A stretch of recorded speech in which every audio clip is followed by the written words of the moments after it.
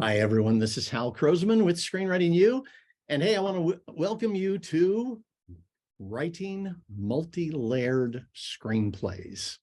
This is an advanced set of skills. It's an incredibly important set of skills. You'll see we have, an iceberg right there. And there's two parts to it. There's the surface level, and then there's what's beneath the surface level. You notice, at least from what they say, most icebergs have more beneath the surface than on the surface. And I think we ought to write our screenplays exactly that way. Now, by the way, this comes from talking with producers, with agents, with some managers about this, right? They are looking for depth in the quality of your writing. So let's just jump right into this. Here's what we're going to be doing today. First, we're going to talk a little bit about how the market is changing, because it is, and it's important to know where it's going and what differences there are. I'm going to point to a very specific difference that affects you. Then we'll look at how we can discover our beneath the surface story, because again, what's beneath the surface many times is as important or more important than what's on the surface. We'll look at 8 different ways to build in depth. And then we'll talk about the upcoming class, Writing Incredible Movies, for those of you who would like to really, truly double, triple, or quadruple the quality of your writing. So let's just jump into that. This is something that we noticed, about a year ago. Our market is changing. And right now I'm not talking about the current events or those kinds of things. I'm talking about for you as a writer. Because of the elevation of television, like the quality of TV shows, the feature market needs more. Now, think about this for a moment. You have probably noticed that some of the TV shows you've watched are better than anything you've seen in a theater. And the writing is just incredible. Now, part of the reason, of course, is because they've got an entire room of writers working together. But another part of the reason is because they are operating with higher level skill sets. So when you're writing a feature film, you need to be able to mirror that TV quality. That's why we're talking about what we're talking about today. By the way, I totally believe in this rule. When the market changes, don't get left behind. Just even the simple change we're talking about right now, it's like, I would say the quality of feature films coming in the door need to be about 30 to 50% better than they were 5 years ago. That's important.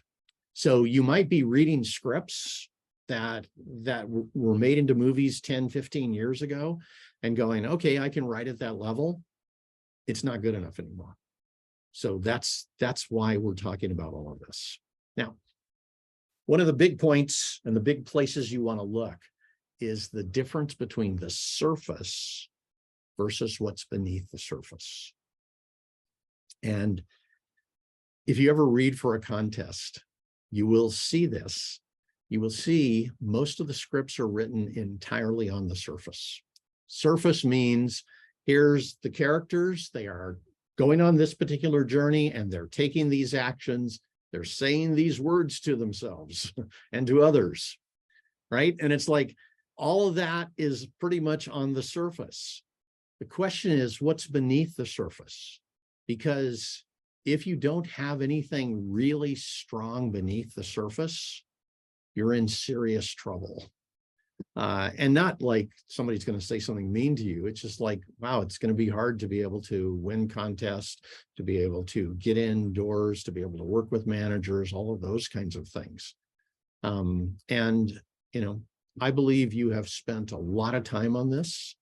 You deserve to be successful. So the question just becomes, what's the difference? What do you need to see and create in order to be successful here? So on the surface, these are the obvious details of the basic story. And I was talking with an A-list screenwriter, and I said, does this ever happen? An idea pops into your head. You kind of write out an outline or whatever it is, and then you come back to it 6 months later and suddenly discover a whole different story beneath the surface. And this guy said, well, it happens. That happens a lot. But he says, usually it's not 6 months. Usually it's a day or two later. And why it's a day or two later for a pro is because they think this way. They create this way. They are used to looking for what's beneath the surface. They don't fall in love with their surface story. They make the assumption from the beginning. What I just created, even though I thought it was really great, is my surface story. What's beneath the surface, right? So here's what is beneath the surface. It's the deeper meaning, right? For your characters, your theme, your layers, your intrigue, your subtext, right? It's the journey beneath the journey. And again, many times what is beneath the surface is just as important or more important than what's on the surface. So part of that is understanding and knowing deeper layers. Now, the easiest way to think about a layer is to just remember back to The Sixth Sense, right? It's like there was this one layer that was incredible in that movie. And by the way, it doesn't mean you have to do it that way. There are lots of ways to deliver layers. But the layer that was incredible was that the psychiatrist who thought he was helping the kid actually had been dead the whole time, and the kid was helping him, right? So that provided a deeper meaning for both the plot and the lead character and completely shifted our experience of the story. Now, having said that, you could have a layer that the audience is aware of the whole time. We could know that one character is lying to all the others and have the audience be completely aware of it and constantly going, oh my God, when are they going to figure this out? I can't believe that they are just buying into this. So then there's also, anytime you have a layer, there's going to be a reveal at some point.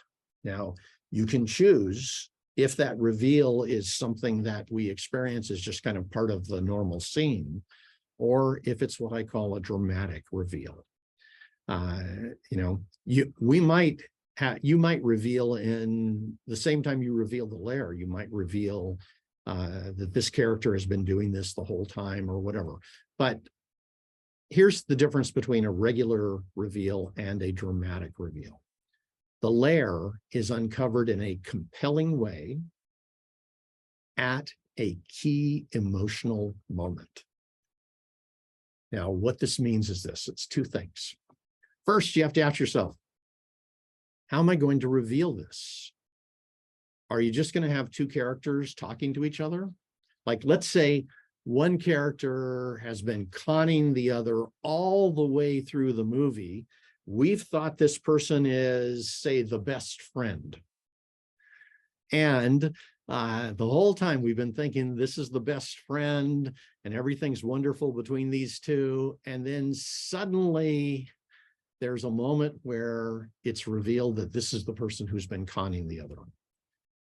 If you do that in a conversation where, let's say the best friend, let's say this is two women who, whatever their situation is, but let's say the best friend just tells her friend, hey, I'm sorry, I've just been lying to you this whole time, right? I don't think that's a compelling way. Even if she does it crying, I don't think that's a compelling way. But let's say instead, now we're getting right to the point of like the wedding, or let's say, and now we find out that she's been trying to have a relationship with the other one's boyfriend. Throughout the entire movie, she's been sabotaging things. And the way we find out is we catch her in the middle of the act. That right off the bat is much more compelling. It's emotionally compelling. It's a betrayal. It's not a confession. It just happened and bam, we got it. If it's done at a key emotional moment, right, this also makes a difference. If one character, let's say we just found it out and it was just in the middle of things, that's fine. But if it was right before the wedding, or if it was right after the wedding, or something like that, it's like, oh my God, or during the wedding, those are key emotional moments. Those are the worst possible time for us to discover this, thus making them more dramatic. So be thinking about that when you decide to reveal a new layer. Now, when you're minding your story, and let's go back to our A-list screenwriter, when I said the thing about, do you ever discover it 6 months later? What he told me was, he said, it's his responsibility to find what's beneath the surface in that story. And he said, even if he absolutely loves the surface, he's already thinking about what's beneath the surface. What don't I know? So I want you to be kind of thinking this way. Even if you love your surface story, start searching for what's under the surface as soon as possible. And you can do that in a light way. I don't know, maybe I prefer to be more dramatic or something. I don't know. But I kind of like this model. Just pretend that your characters are hiding something from you. When somebody tells me that their protagonist is completely nice, this is the first thing I think. It's like that character has hidden something from the person that created them, from the writer. Yes, maybe they are nice, and they've got something else going on under the surface. They haven't told us what they're hiding. And you could think of it a lot of different ways. You could think of them as, well, they're afraid to tell. You could think of it as, hey, they have this whole scheme going on, and you're one of the people they conned.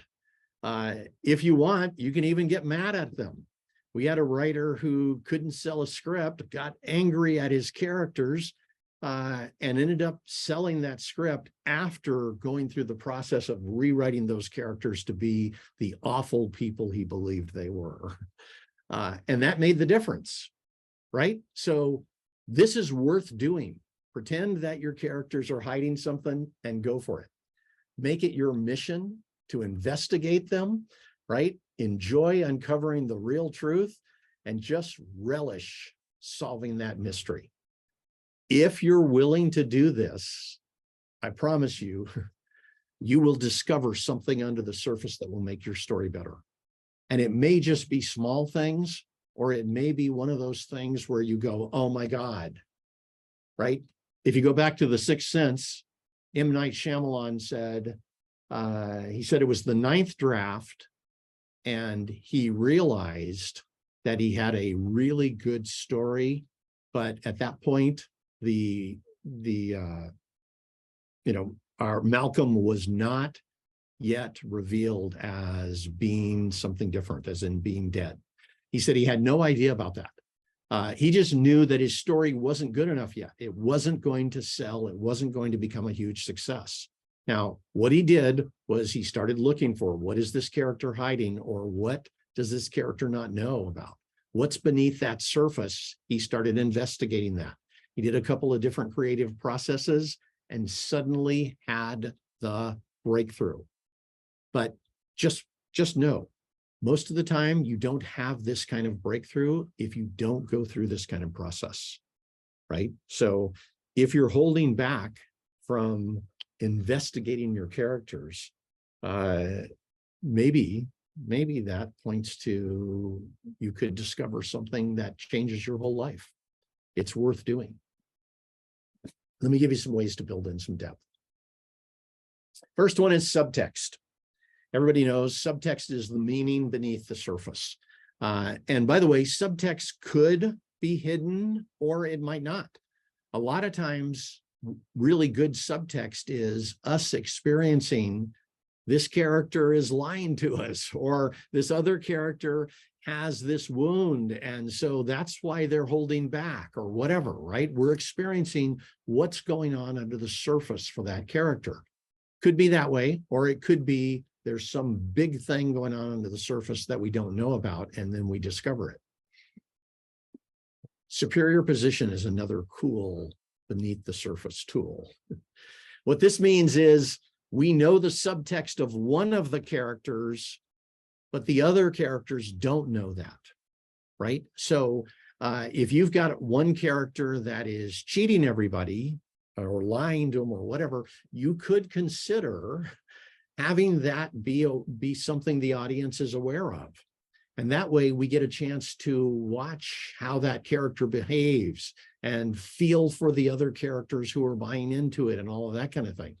The other thing you could consider is maybe for the first act, we think that character is completely normal. And then we suddenly find out about their subtext. And for the rest of the movie, we are experiencing their subtext kind of out loud in a way. Third possibility is to create impending doom. The amazing thing about impending doom, when we know, early on that something terrible is possibly going to happen, right? There's something life-threatening, there's something tragic that is about to occur. We know it's coming up, right?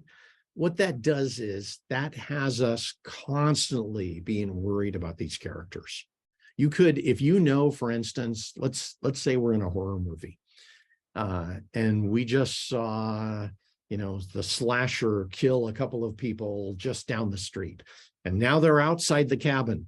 But what we see on the inside of the cabin is two people having a romantic dinner, and it's a wonderful experience for them. But because we know the slasher is outside and looking in the windows, right? We're feeling that impending doom. Now, it's also suspense, and there's also subtext there, but there's doom coming up. There is something serious going on. That causes us to worry and to feel for those characters every single moment. Fourth one, intrigue. And I love intrigue. When you're watching a movie that's intriguing, it's amazing what it does. And I'll say that in a second. But intrigue means someone is plotting craftily or underhandedly. Even if you have a nice character, they could be possibly doing one of these things. Here's what intrigue does. Intrigue causes us as audiences to be constantly looking beneath the surface. We are constantly worried about what's happening there. And because of that, we're deeply engaged. Now, think about the last time that you watched a great thriller. Very likely it created so much intrigue that you could not even consider leaving the theater for a second. And this is one of these things. You want your audiences to be engaged this way. So what intrigue does, again, is it causes us to investigate the plot. It causes the audience to have a need to look beneath the surface. Number 5, scheme, right? This is a scam or a deception against another. You can do this really 2 ways. You could either have it be a scheme that we don't know about, right? We've got, 3 characters and 2 of them are involved in a scheme against the other one, and we don't know about it, and maybe we're suspecting, but at some point along the way we find out. Or you could have it be something where we do know about it, and we have superior position, they're scheming, and the whole time we are concerned for the other characters. We're wondering how they're going to deal with it. How are they going to respond? Will they figure it out in advance, or are they going to fall for it, right? Number 6, a conspiracy. A conspiracy has multiple characters that are involved in a scheme. And again, a couple of ways to do this. One of them is to have a full-blown conspiracy where we know what they're doing. Like when you see one of the heist movies or something like that, we're watching the conspiracy, and here's these 7 players that are going to take down the casino, right? And just watching the conspiracy is engaging and interesting and all that kind of thing.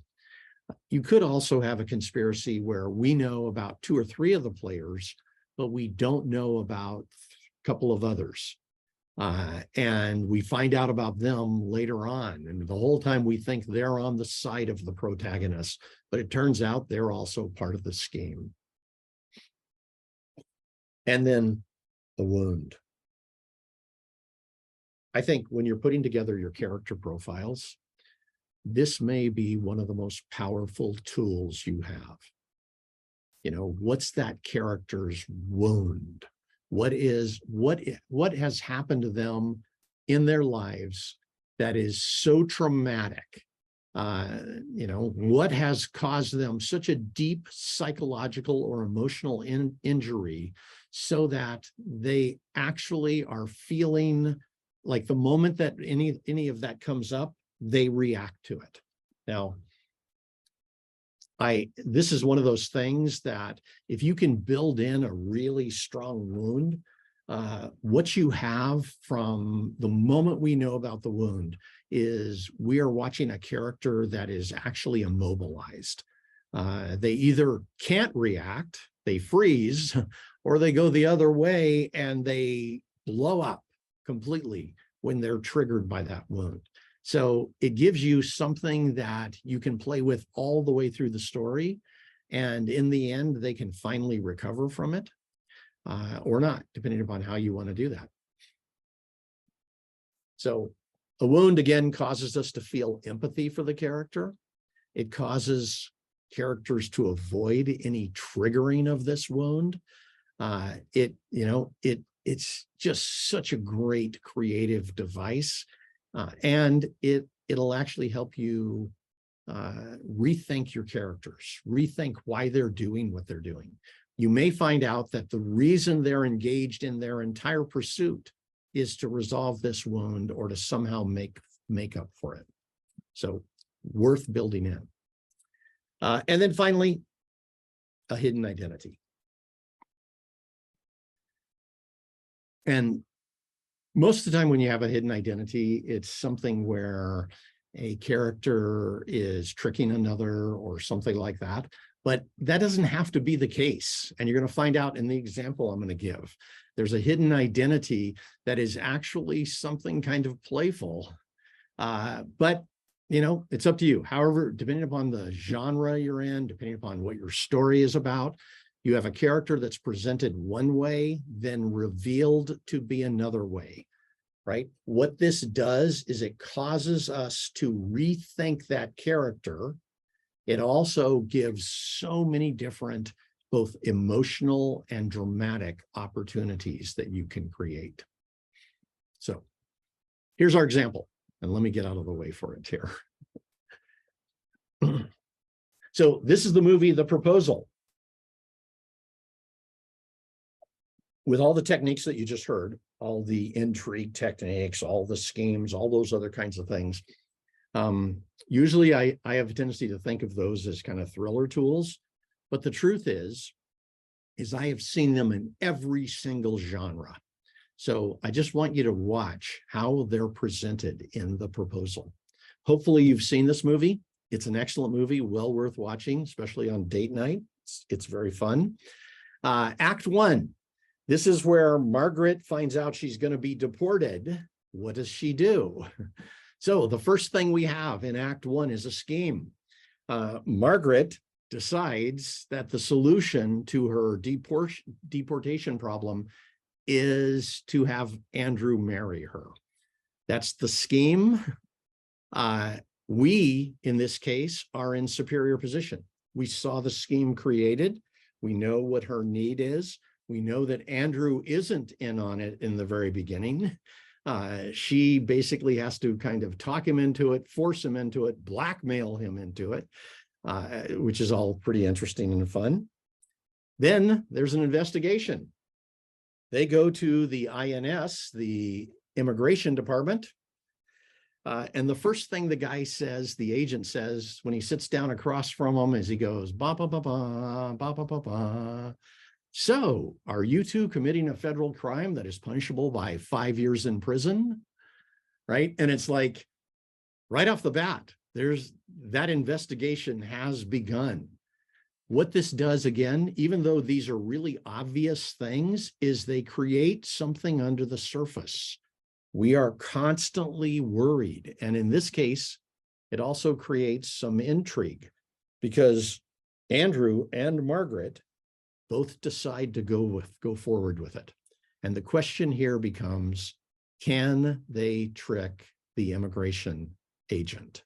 Can they trick their way through this? So there's our first act. We've already had 4 different basically kind of intrigue techniques happen already in this movie. Now let's go to the 5th. There's another scheme. They're going to go see Gammy for her 90th birthday, and they decide up front their job is to go there, present that they're a couple and they're going to get married. So they're saying later on they're going to have a quickie divorce. But talking to that family, that's what they're about to present. Now, when they get there, we find out about something else. There's a secret identity. And, probably if you watch this movie, you didn't think there was a secret identity. I didn't until I watched it, analyzing it, and I was like, oh my God, yes. Andrew, when he arrives, is totally comfortable with everything that's happening there. But Margaret is blown away by, wait a minute, she says this, you're a rich kid.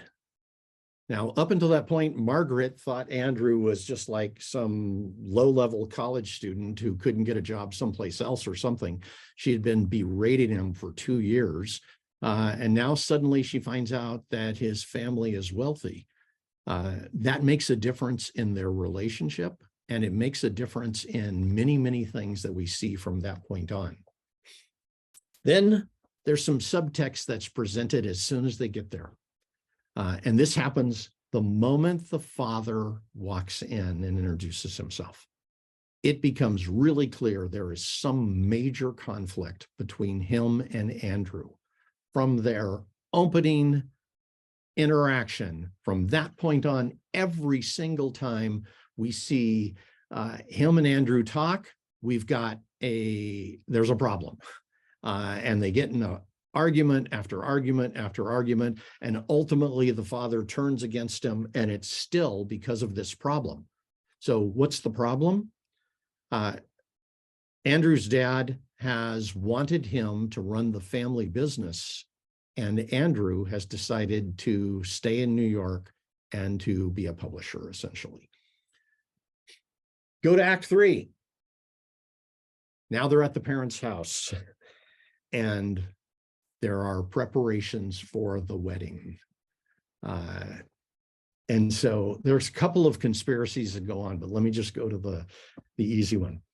Because most of the time when people think conspiracy, it's a bad thing. There's a major conspiracy that occurs in Act 3, where the women of the family take Margaret to, this little show. And suddenly this stripper shows up, and Margaret is basically forced to go on stage and humiliated. They set that up. It was a fun thing. It was part of their, pre-wedding ritual. For Margaret, yes, it was humiliating, but for everybody else, it felt like they were doing something fun and happy. However, it was a conspiracy. They conspired against Margaret or without Margaret. Number 9. Now we have a wound triggered. And if you remember the movie, we get to a certain point and she goes and tries on the wedding dress. And Gammy is going through and helping her fit into the wedding dress, and they're having all kinds of fun things and all of that. And then Gammy takes her aside and gives her a necklace that came from Gammy's great-grandmother. She says this has been in the family for centuries, and she feels like Margaret is just part of her family. She was destined to be there, and she gives her this. Margaret at that point goes into a deep emotional state. And when I originally watched this movie the first time, I thought, oh, Margaret is feeling guilty and sad because she's tricking this family. But what we find out in the next scene, when she gets on the boat, is that it's a deeper wound. It's a wound that's been there ever since she was 17 when her parents died. And so she has lived her whole life without family. And this, the way they did this, I think is so interesting and so creative. Basically, we set up this entire thing where Margaret, now we understand who she is and why she is as cold as she is and why she doesn't feel connected to people. It makes a big difference in that situation.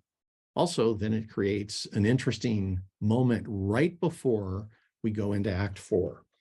And Act 4 now is about the wedding, but it starts with another conspiracy. And this one is not a fun conspiracy. Andrew and Margaret arrive home, and the dad says, come in the barn, I want to talk with you. And when we get inside the barn, we find out that the dad has been in a conspiracy with the INS agent, the immigration agent, and flew him up there. This gives us both a conspiracy and a betrayal. It also then forces Andrew to make a decision right then, and his decision is he's going ahead with the wedding.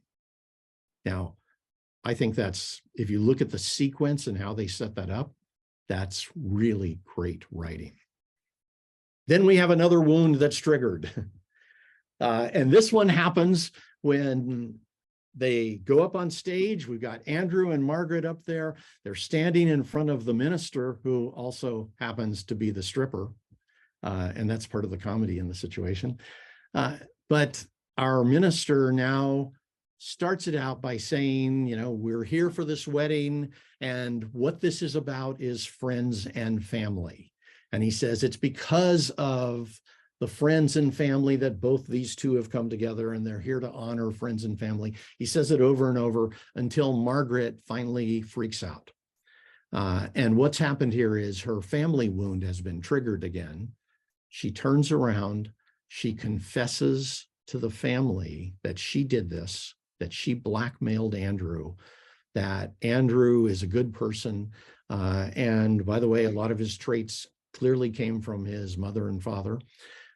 She confesses and then gives herself up. So she sacrifices herself in that situation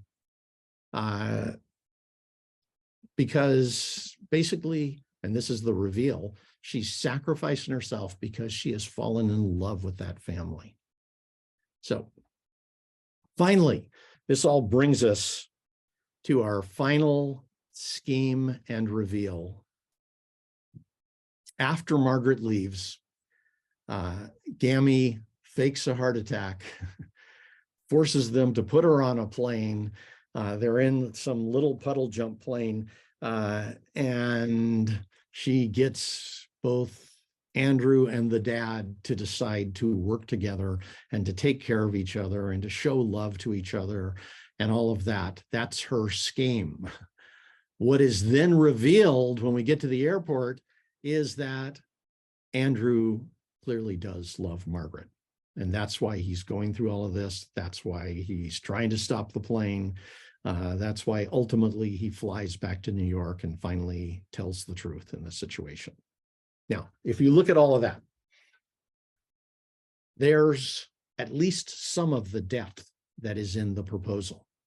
And there's other forms of depth that are in the movie, The Proposal. But if you take all of this out, that script needs a major rewrite. Right? I hope you can see that. Because what this does is this says, you want to be looking under the surface. You want to be thinking about what is beneath the surface. And you want to be creating beneath the surface. Even if you're looking at this right now, this is a rom-com that has used all the techniques that we talked about today. I can find 20 other movies that you would be surprised that they were filled with these kinds of techniques. Our job is to be thinking beneath the surface.